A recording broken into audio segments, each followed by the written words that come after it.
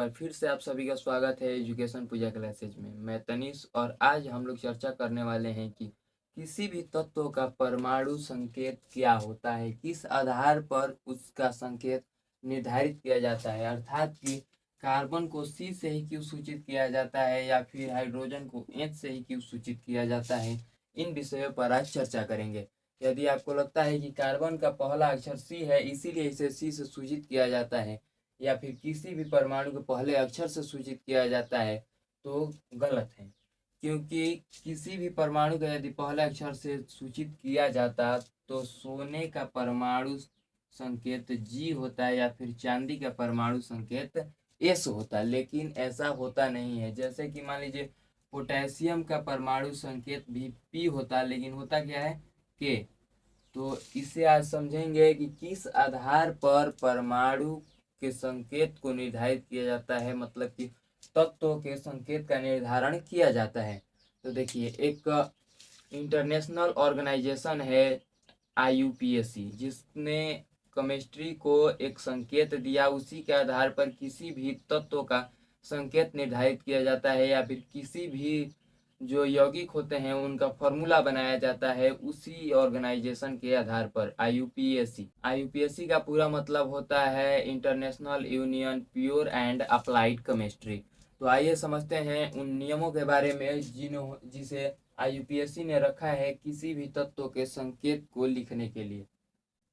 हाँ, तो आइए समझते हैं कि IUPAC ने पहला नियम क्या दिया था कि किसी भी तत्व का जो संकेत होगा कैसे लिखा जाएगा। पहला नियम उसने दिया कि तत्व का जो अंग्रेजी नाम होगा उसके पहले अक्षर को ही संकेत मान लिया जाएगा। इसके आधार पर हाइड्रोजन को हमने लिख दिया H से, कि इसका संकेत H हो जाता है, या फिर ऑक्सीजन का O, नाइट्रोजन का N, कार्बन का C, आयोडीन का I और बोरॉन का B हो जाता है। इसी आधार पर हम लोग लिख सकते हैं सल्फर का S। सल्फर का S होता है, मतलब कि जो साधारण से होते हैं उनका जो संकेत होता है वो पहले अक्षर से ही लिख दिया जाता है। ये IUPAC का पहला नियम है। अब समझेंगे आगे कि किसी भी जो तत्व होते हैं, जैसे कि एल्युमिनियम का Al क्यों लिखा जाता है, या फिर मैग्नीशियम का Mg क्यों लिखा जाता है। ठीक है, तो आइए अब दूसरे नियम को समझते हैं। इससे ऊपर इसमें क्या है कि किसी भी तत्व का जो परमाणु संकेत होगा वो किस आधार पर लिखा जाएगा, उसके अंग्रेजी नाम के पहले अक्षर को लिख दिया जाएगा। ठीक है, तो आइए अब दूसरा नियम समझते हैं कि एल्युमिनियम को Al, मैग्नीशियम को Mg क्यों लिखा जाता है। आइए अब IUPAC के दूसरे नियम को देखते हैं कि तत्वों का संकेत के लिए दूसरा नियम IUPAC क्या देता है। तो दूसरा नियम यह कहता है कि यदि उस तत्व का अंग्रेजी नाम के पहला अक्षर किसी अन्य तत्व के लिए संकेत के रूप में लिया जा चुका है तो उस तत्व के अंग्रेजी नाम के दो अक्षरों को क्या किया जाएगा, संकेत के रूप में बना लिया जाएगा। जैसे कि मान लीजिए हीलियम है, हीलियम का पहला अक्षर लिया जा चुका है हाइड्रोजन। ठीक, तो हाइड्रोजन के लिए हम लोग H ले चुके हैं और हाइड्रोजन का भी जो नाम होता है वो H से ही शुरू होता है, तो हम हाइड्रोजन के लिए H ले चुके हैं।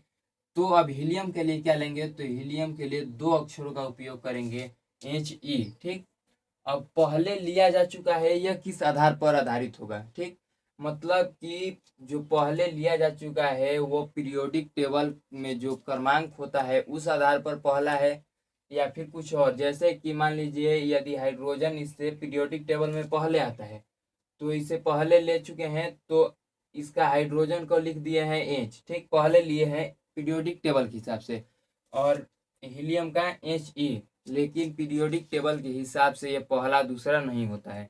ये नाम जो लिया जाता है वो इस आधार पर लिया जाता है कि वह इसके पहले खोज हुआ है या फिर इसके बाद में खोज हुआ है। तो यहाँ पर हमें ये पता चलता है कि हाइड्रोजन का खोज हीलियम से पहले हुआ है, इसीलिए पहले ही हाइड्रोजन को H से सूचित कर दिया गया था और हीलियम को बाद में He से सूचित किया जाता है। यदि आपको अभी भी भरोसा नहीं है कि पहले खोज के आधार पर यह लिया जा रहा है, तो बोरॉन होता है वो पीरियोडिक टेबल में बाद में आता है बेरिलियम से, फिर भी इसे Be से सूचित किया जाता है, और ये बाद में आता है तब पर भी इसे B से सूचित किया जाता है।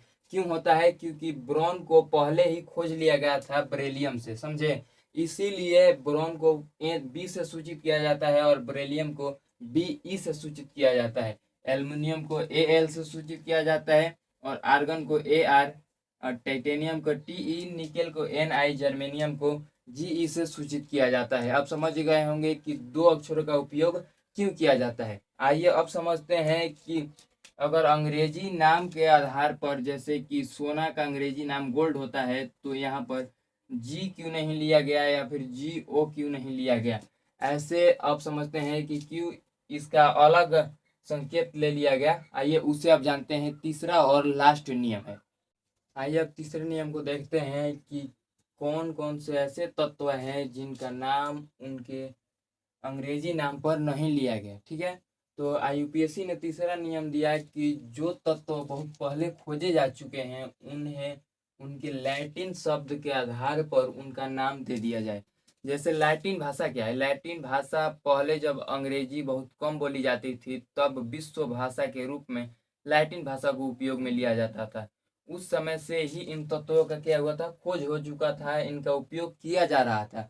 तो उस समय के लोग ज़्यादातर वैज्ञानिक जो है उसे, जो सिल्वर है, इन सभी के नामों को वो लैटिन भाषा के रूप में ही जानते थे। ठीक है, तो उसीलिए इसे ज़्यादा प्रमुख कौन सी शब्द हो गया, वो लैटिन शब्द हो गया। जो अंग्रेजी शब्द से ज़्यादा प्रमुख हो गया उस समय लैटिन शब्द। इसीलिए इन तत्वों के जो नाम है उसे लैटिन शब्द के नाम पर दे दिया गया। ठीक है, तो आइए देख लेते हैं कि इन तत्वों के लैटिन शब्द क्या है या फिर उन्हें लैटिन भाषा में क्या कहा जाता है और उनका संकेत क्या बनता है।